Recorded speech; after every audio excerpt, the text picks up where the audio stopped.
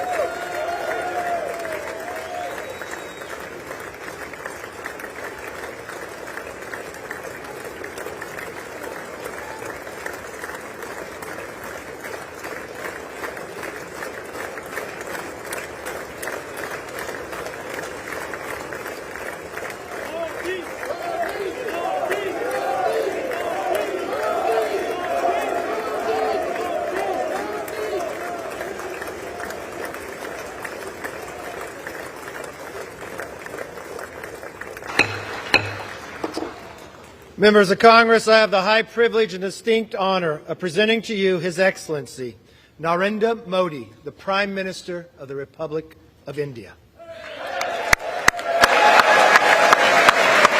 Thank you.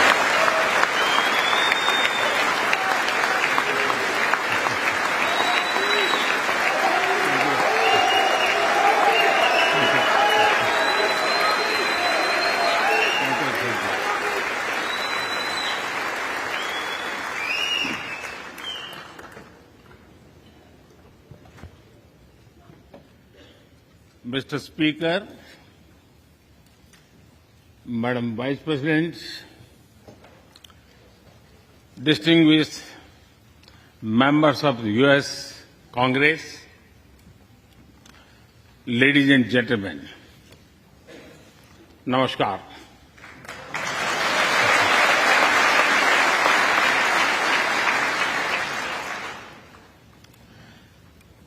It is always a great honor to address the United States Congress.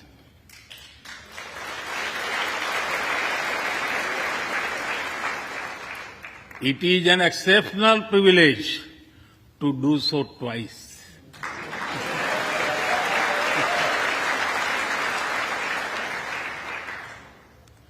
For this honor, I extend my deepest gratitude on behalf of the 1.4 billion people of India.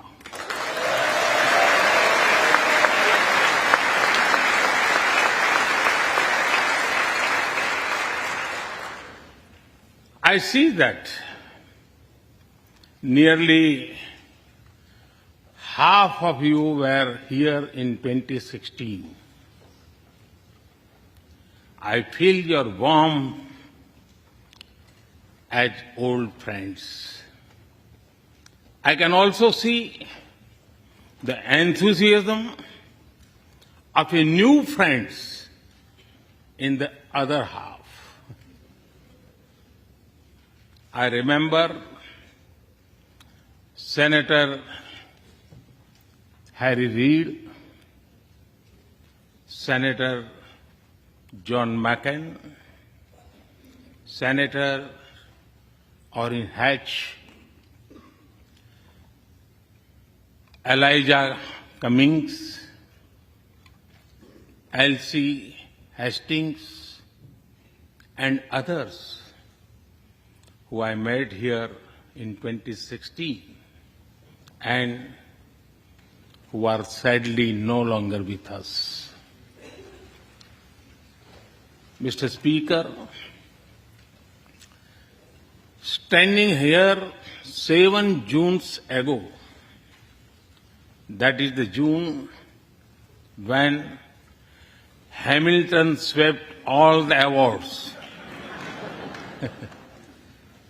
I said that the hesitations of history were behind us. Now, when our era is at a crossroads, I am here to speak about our calling for this century.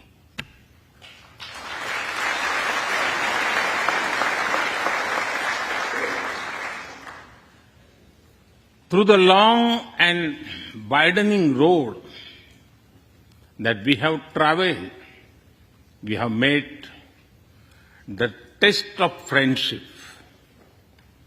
A lot has changed since I came here 7 summers ago. But a lot has remained the same, like our commitment to deepen the friendship between India and the United States.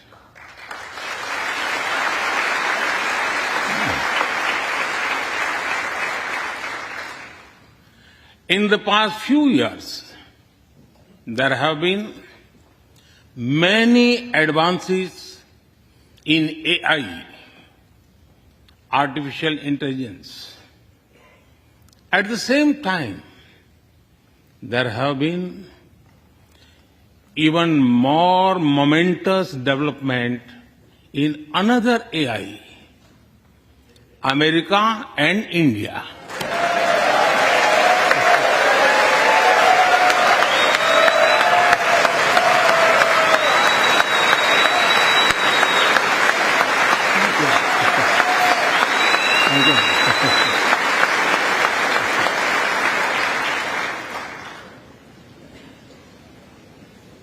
Mr. Speaker and distinguished members, the beauty of democracy is the constant connect with the people, to listen to them and feel their pulse. And I know this takes a lot of time, energy, effort, and travel. It is a Thursday afternoon, a fly-out day for some of you.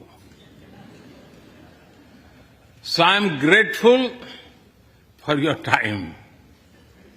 I also know how busy you have been this last month. Being a citizen of a vibrant democracy, myself, I can admit one thing, Mr. Speaker, you have a tough job.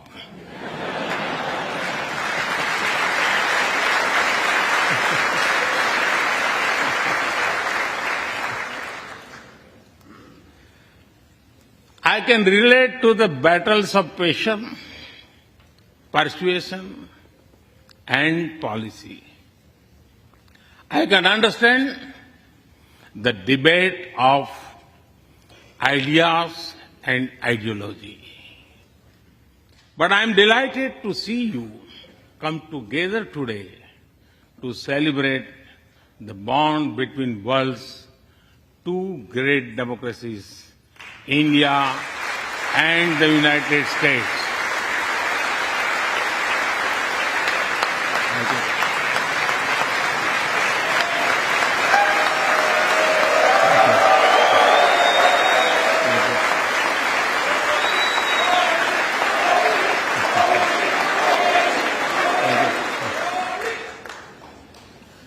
I'm happy to help out.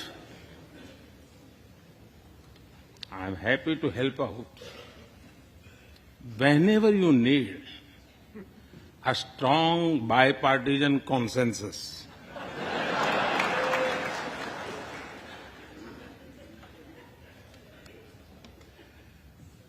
there will be and there must be a contest of ideas at home.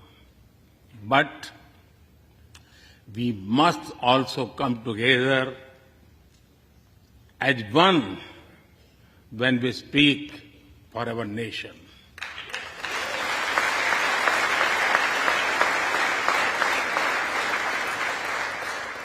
And you have shown that you can do it. Congratulations.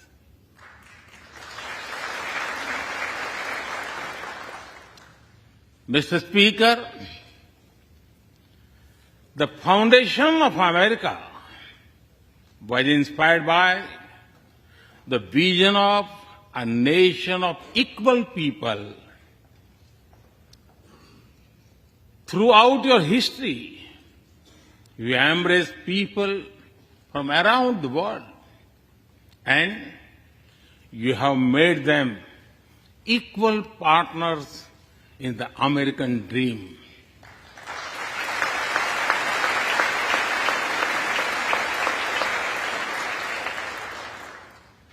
There are millions here who have roots in India.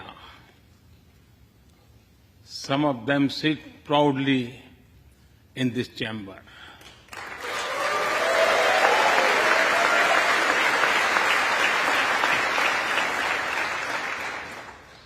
And there is one behind me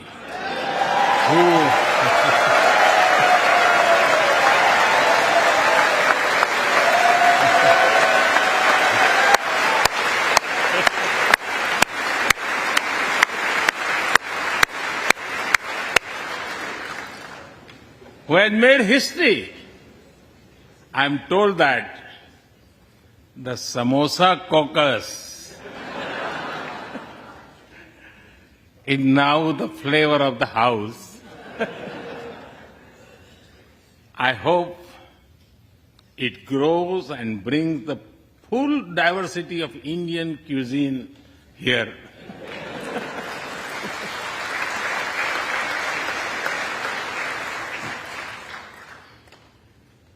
Over 2 centuries, we have inspired each other through the lives of great Americans and Indians. We pay tribute to Mahatma Gandhi and Martin Luther King Jr.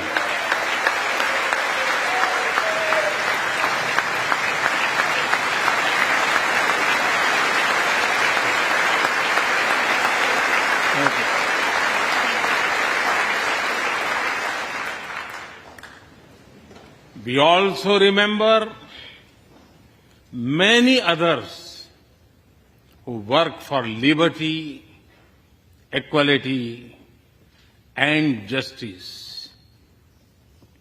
Today, I also wish to pay heartfelt tribute to one of them, Congressman John Lewis.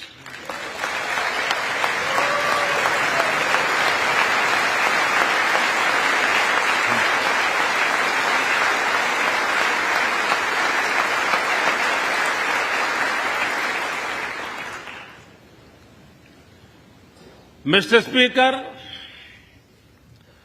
democracy is one of our sacred and shared values. It has evolved over a long time and taken various forms of systems.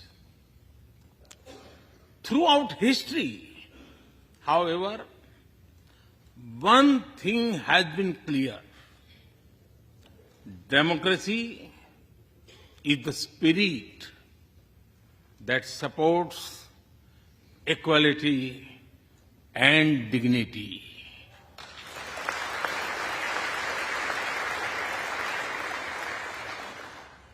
Democracy is the idea that welcomes debate and discourse.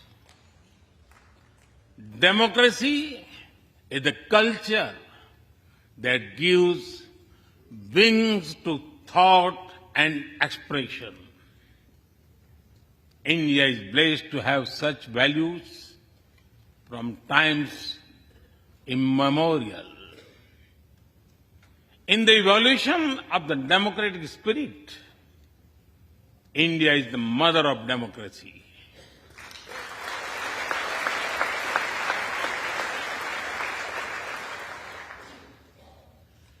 Millennia ago, our oldest scripture said, Ekam Sat Vipra Bahudha Vadanti. It means the truth is one, but the wise express it in a different ways. Now, the US is the oldest and India the largest democracy. Our partnership augurs well for the future of democracy.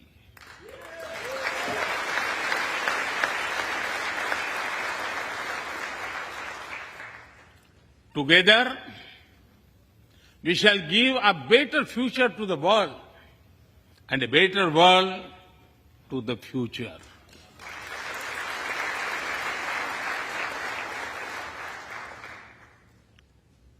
Mr. Speaker, last year, India celebrated 75 years of its independence. Every milestone is important, but this one was a special. We celebrated a remarkable journey of over 75 years of freedom after 1,000 years of foreign rule in one form or another. This was not just a celebration of democracy, but also of diversity. Not just of constitution, but also of its spirit of a social empowerment. Not just of our competitiveness and cooperative federalism, but also of our essential unity and integrity.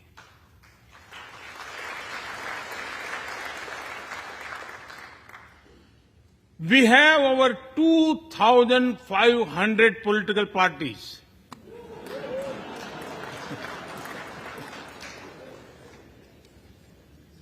Yes, you heard that right.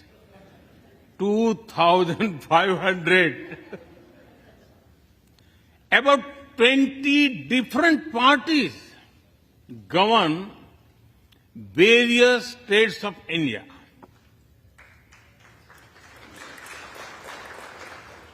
We have 22 official languages and thousands of dialects, and yet we speak in one voice.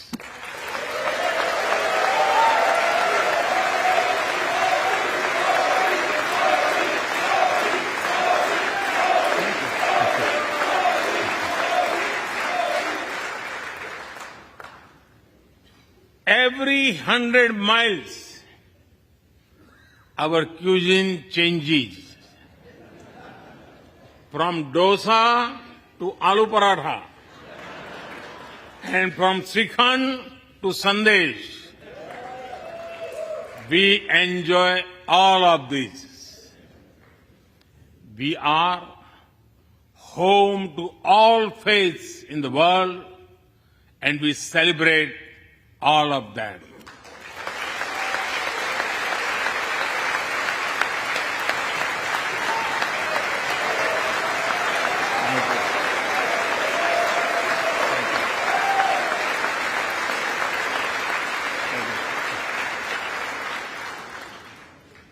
In India, diversity is a natural way of life.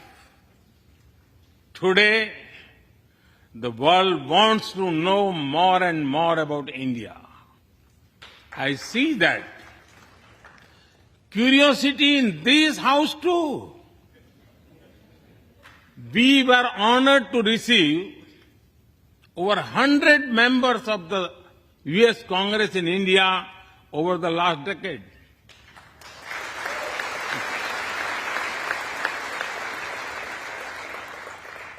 Everyone wants to understand India's development, democracy, and diversity.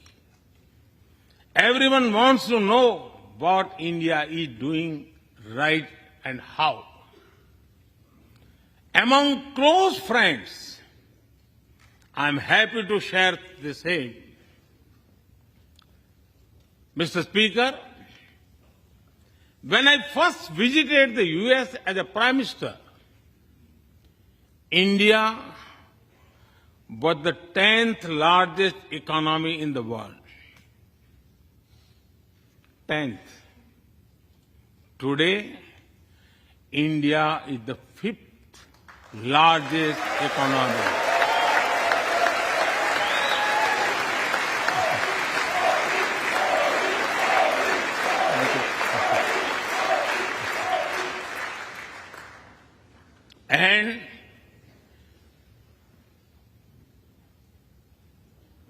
And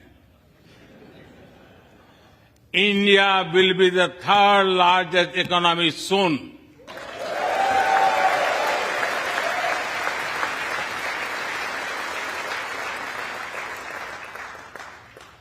We are not only growing bigger, but we are also growing faster. When India grows, the whole world grows.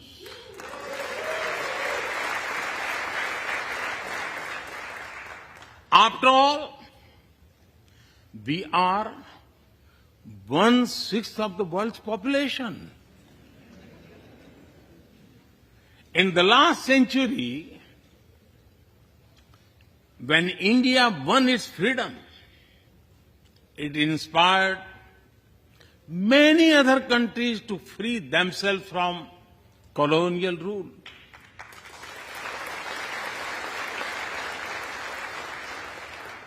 In this century, when India sets benchmark in growth, it will inspire many other countries to do the same.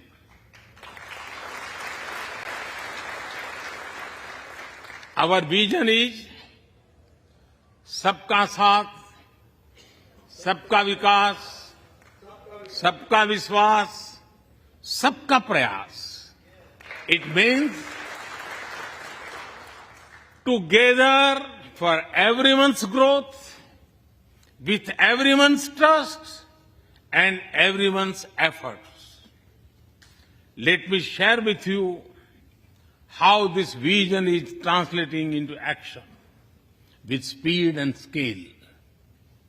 We are focusing on infrastructure development. We have given nearly 40 million homes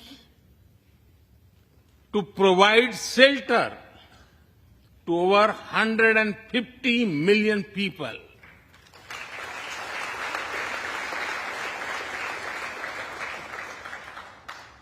That is nearly 6 times the population of Australia.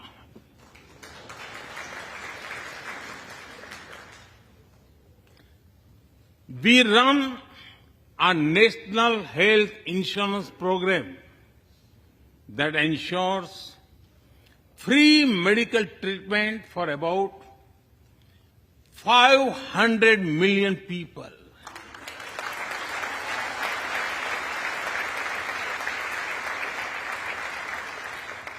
$500 million people, that is greater than the population of South America. We took banking to the unbanked with the world's largest financial inclusion drive. Nearly 500 million people benefited. This is close to the population of North America. We have worked on building Digital India. Today, there are more than 850 million smartphones and internet users in the country.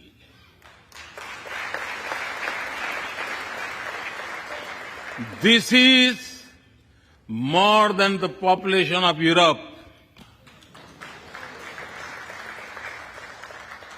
We protected our people with 2.2 billion doses of made in India COVID vaccines.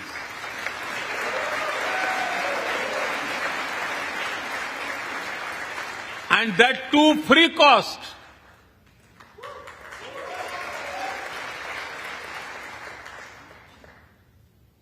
I may be running out of continent soon, so I will stop here.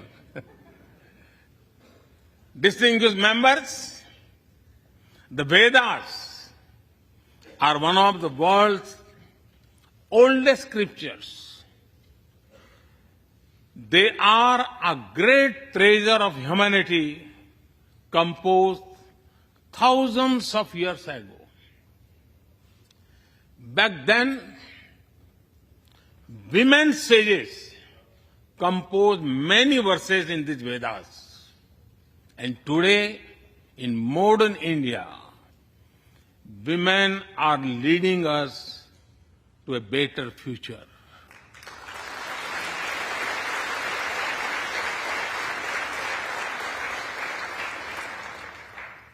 India's vision is not just of development which benefits women.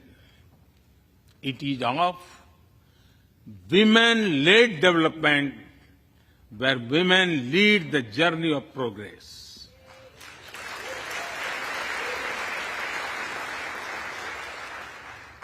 A woman has risen from a humble tribal background to be our head of states.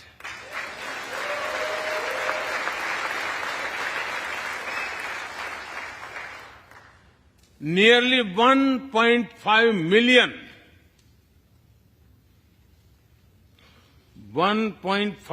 million elected women lead us at various levels. And that is of local governments. Today, women serve our country in the Army, Navy, and Air Force. India also has the highest percentage of women airline pilots in the world.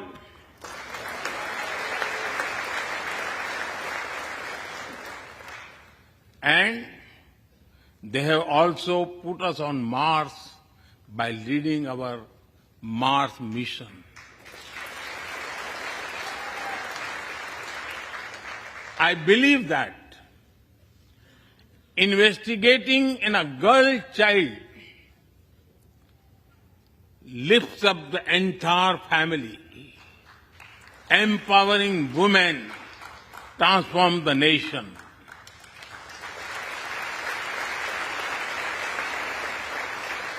Mr. Speaker, India is an ancient nation with a youthful population. India is known for its traditions, but the younger generation is also making a hub of technology, be it creative reels on Insta or real-time payments.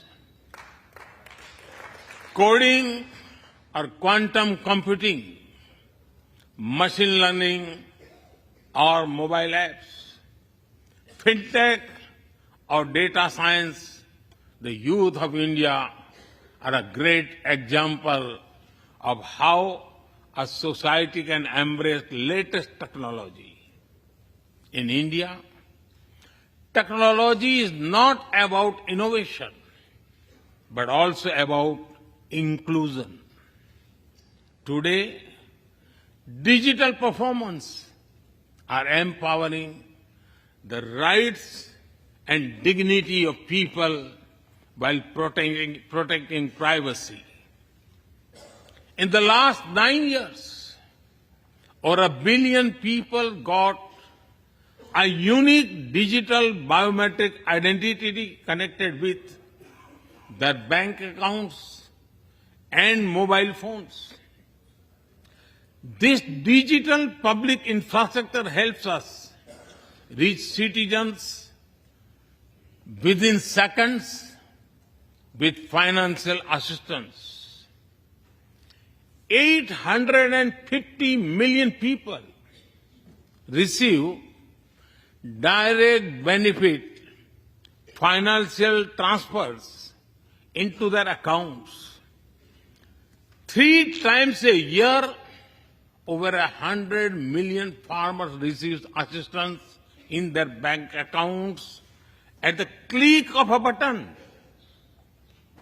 The value of such transfer has crossed $320 billion. And we have saved over $25 billion in the process. If you visit India, you will see everyone is using phones for payments, including street vendors. Last year, out of every 100 real-time digital payments in the world, 46 happened in India.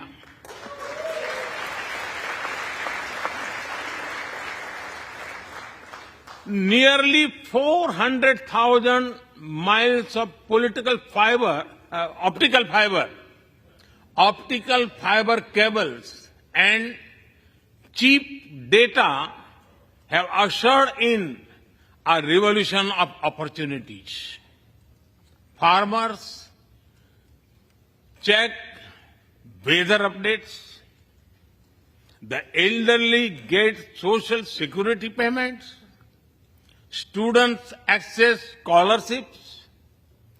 Doctors deliver telemedicine.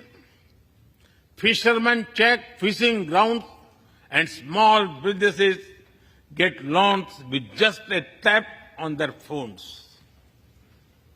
Mr. Speaker, a spirit of democracy, inclusion, and sustainability defines us. It also shapes our outlook to the world. India grows while being responsible about our planet. We believe, Mata Bhumihi Putro Aham Prithviya. This means the earth is our mother and we are her children. Indian culture deeply respects the environment and our planet.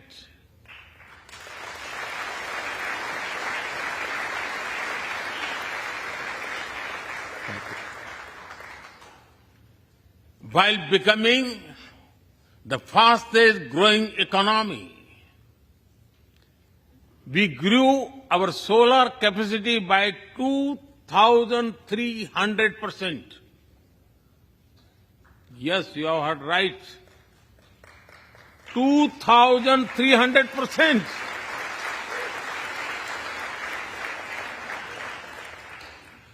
We became the only G20 country to meet its Paris commitment.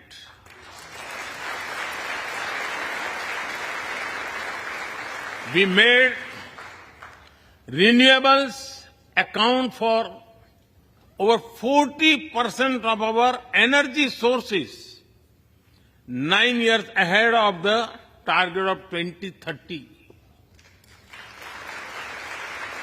But we did not stop there. At the Glasgow summit, I proposed Mission Life, lifestyle for environment. This is a way to make sustainability a true people's movement. To leave it to be the job of governments alone, by being mindful in making choices, every individual can make a positive impact. Making sustainability a mass movement, we help the world reach the net zero target faster. Our vision is pro-planet progress. Our vision is pro-planet prosperity. Our vision is pro-planet people.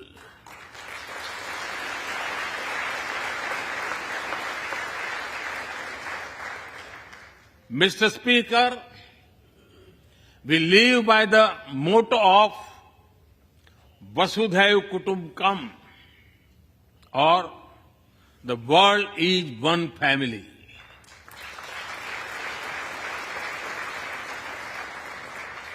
Our engagement with the world is for everyone's benefit.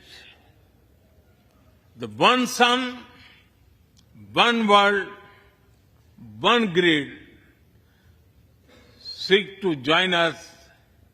All is connecting the world with clean energy.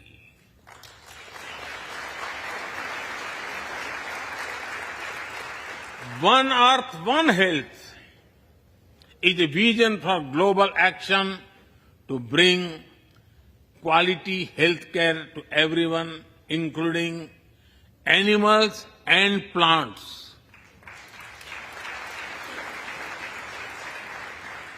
The same spirit is also seen in the theme when we chair the G20, One Earth, One Family, One Future.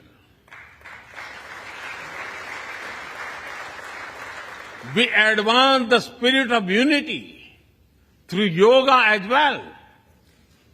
Just yesterday, the whole world came together to celebrate the International Day of Yoga.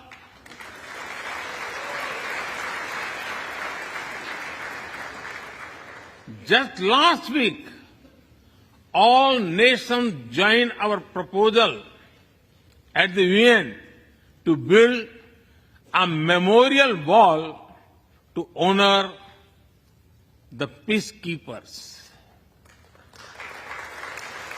And this year, the whole world is celebrating the International Year of Millets to promote sustainable agriculture and nutrition alike.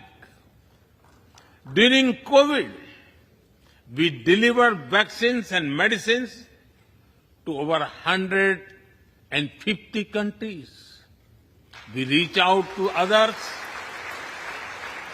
being disasters at first responders, as we do for our own.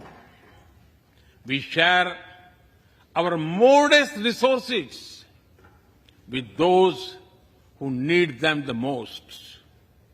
We build capabilities, not dependencies.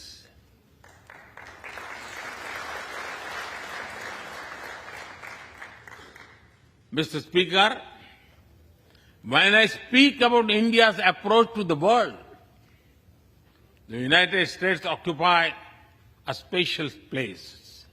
I know. Our relations are of great importance to all of you. Every member of this Congress has a deep interest in it. When defense and aerospace in India grow, industries in the state of Washington, Arizona, Georgia, Alabama, South Carolina, and Pennsylvania thrive.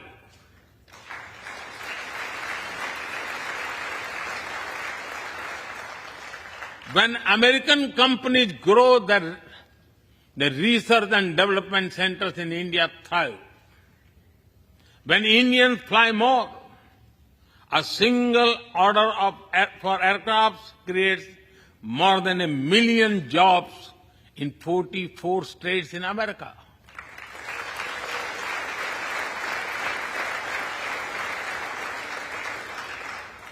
When an American phone makers invest in India, it creates an entire ecosystem of jobs and opportunities in both countries. When India and US work together on semiconductors and critical minerals, it helps the world in making supply chains more diverse, resilient, and reliable.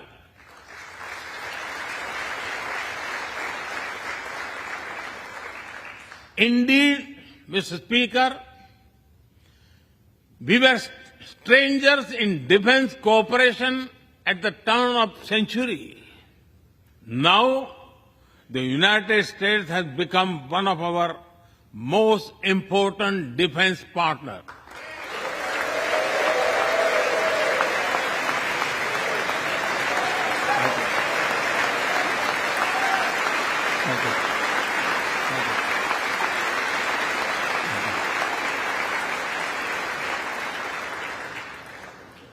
Today, India and the US are working together in space and in the seas, in science and in semiconductors, in startups and sustainability, in tech and in trade, in farming and in finance, in art and artificial intelligence, in energy and education, in healthcare and humanitarian efforts. I can go on and go on, but to sum up it, I would say the scope of our cooperation is endless. The potential of our synergies is limitless. And the chemistry in our relations is effortless.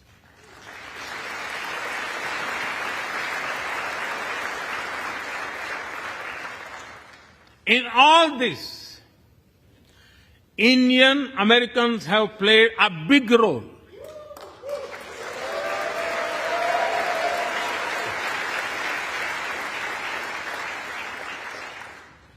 They are brilliant in every field, not just in spelling bee.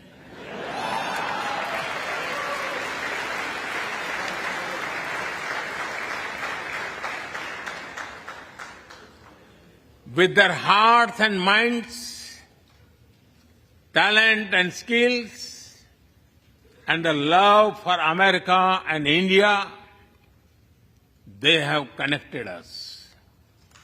They have unlocked doors. They have shown the potential of our partnership. Mr. Speaker, distinguished members, every Indian Prime Minister and American President of the past has taken our relationship further. But our generation has to honor of taking it a greater heights.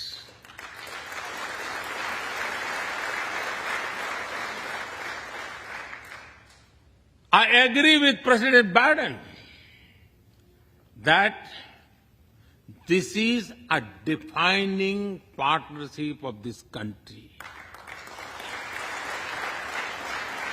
because it serves a larger purpose.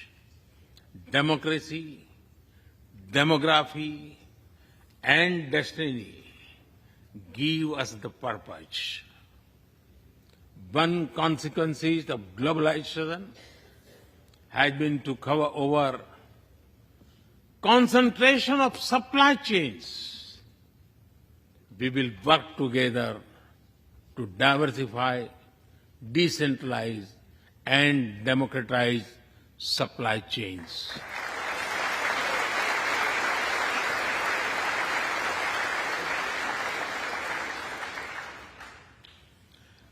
Technology will determine the security, prosperity, and leadership in the 21st century.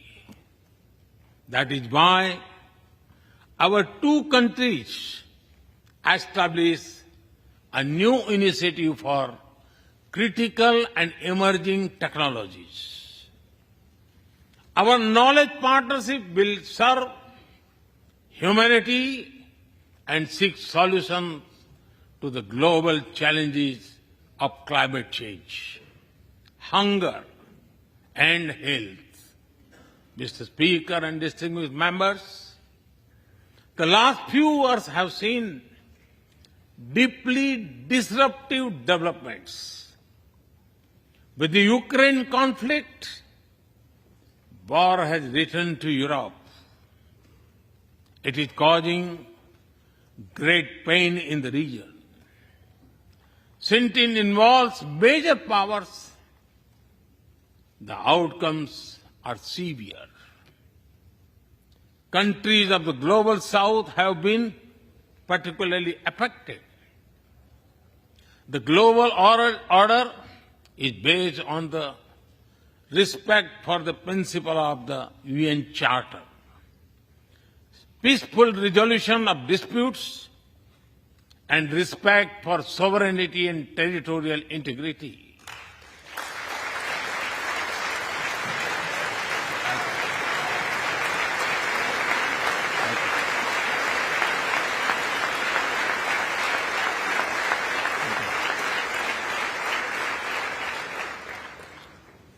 As I have said directly and publicly, this is not an era of war.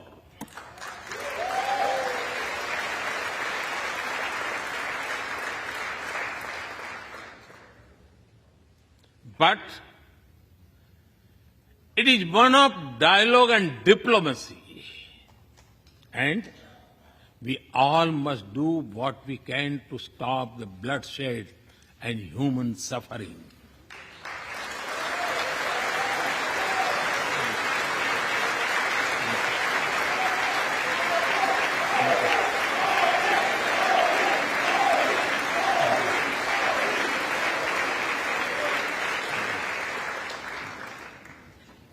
Mr. Speaker, the dark clouds of coercion and confrontation are casting their shadow in the Indo-Pacific. The stability of the region has become one of the central concerns of our partnership. We share a vision of a free, open, and inclusive Indo-Pacific.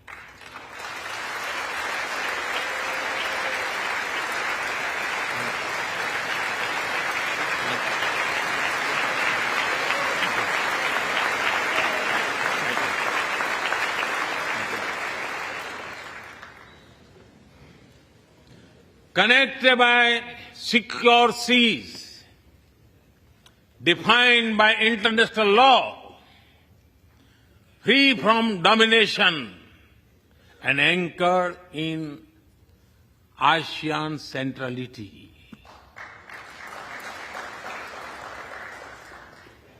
A region where all nations, small and large, are free and fearless in their choices, where progress is not suffocated by an impossible burdens of debt.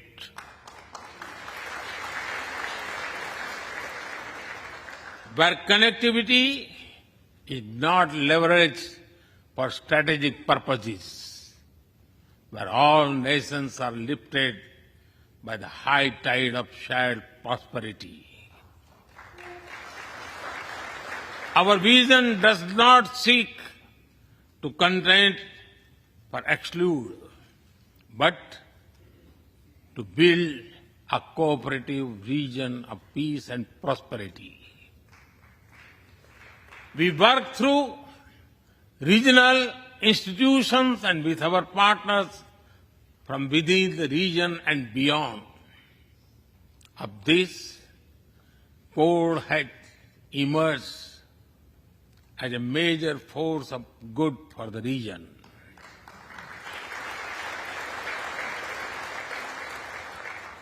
Mr. Speaker, more than 2 decades after 9/11 and more than a decade after 26/11 in Mumbai, radicalism and terrorism still remain a pressing danger for the whole world. These ideologies keep taking new identity and forms, but their intentions are the same. Terrorism is an enemy of humanity, and there can be no ifs and buts in dealing with it.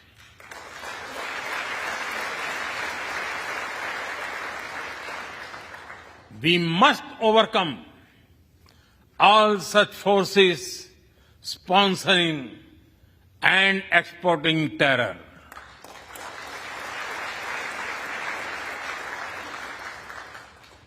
Mr. Speaker,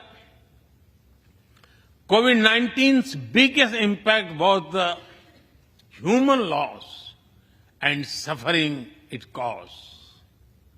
I wish to remember Congressman Ron Wright and the staff members who lost their lives to COVID. As we emerge out of the pandemic, we must give shape to a new world order. Consideration, care, and concern are the need of the hour. Giving a voice to the global south is the way forward. That is why I firmly believe that the African Union be given full membership of G20.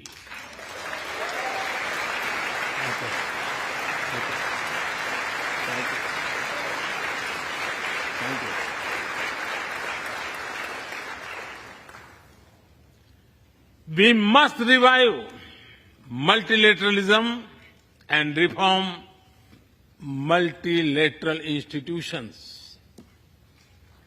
With better resources and representation that applies to all our global institutions of governance, especially the United Nations. When the world has changed, our institutions too must change, or risk getting replaced by a world of rivalries without rules. In working for a new world order based on international law, our two countries will be at the forefront as partners.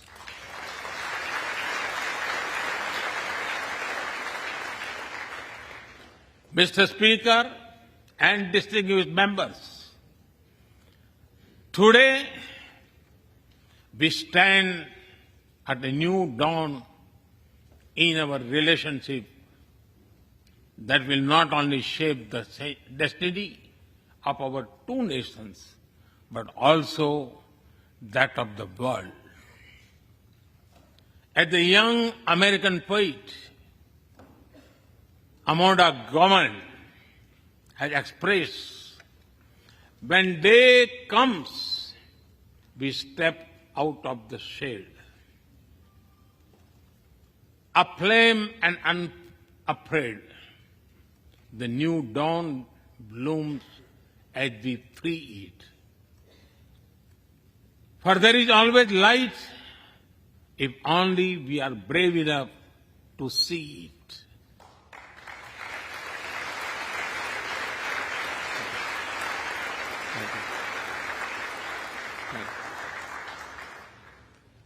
Our trusted partnership, our trusted partnership is like the sun in this new dawn that will spread light all around.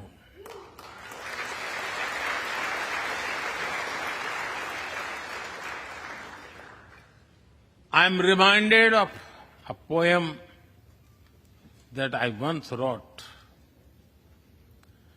आसमान में सिर उठाकर, आसमान में सिर उठाकर, घने बादलों को चीरकर, रोशनी का संकल्प ले, अभी तो सूरज उगा है।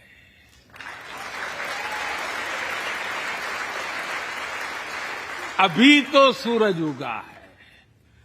दृढ़ निश्चय के साथ चलकर, दृढ़ निश्चय के साथ चलकर, हर मुश्किल को पार कर, घोर अंधेरे को मिटाते, घोर अंधेरे को मिटाने अभी तो सूरज उगा है।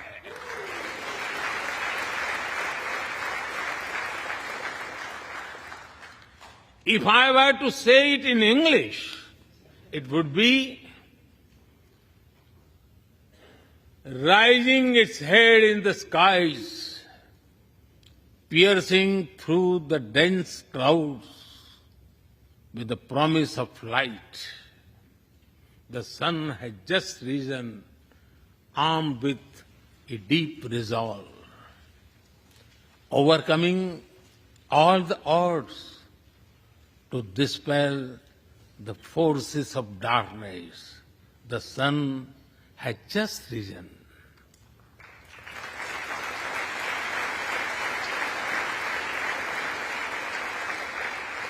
Mr. Speaker and distinguished members, we come from different circumstances and history, but we are united by a common vision and by a common destiny.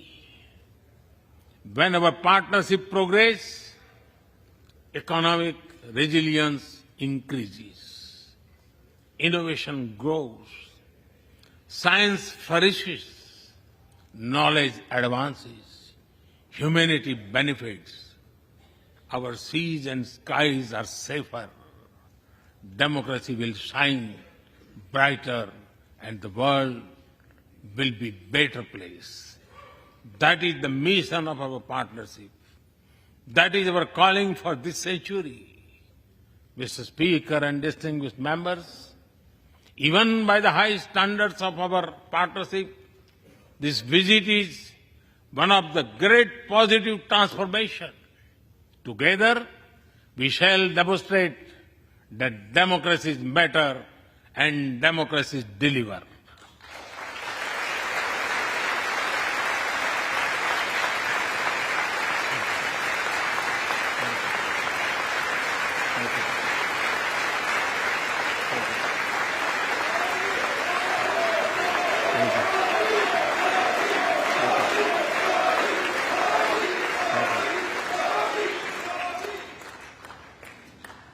I count on your continued support to the India-US partnership. When I was here in 2016, I said that our relationship is primed for a momentous future. That future is today.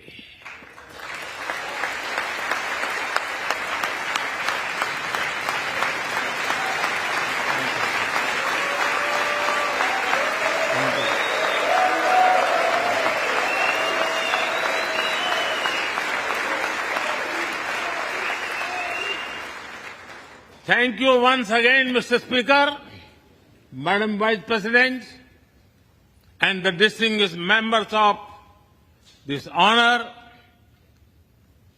God bless America. Jai Hind. Long live India-US friendship. Thank you.